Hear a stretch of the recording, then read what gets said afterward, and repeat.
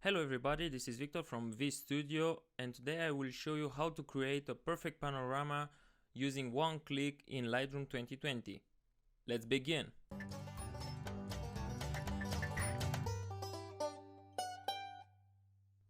So, I have several pictures that I took with my macro lens from Nikon.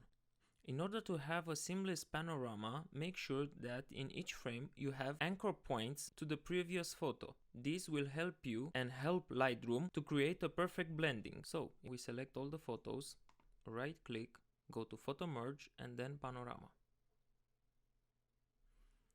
Now you will see that there are some blank areas with no information. To correct that, we click on fill edges and then click merge.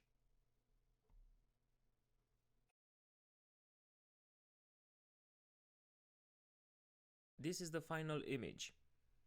If you enjoy watching this video, please don't forget to like, share and subscribe. Leave a message below and tell me what's your opinion. Thank you very much and see you soon with another tutorial.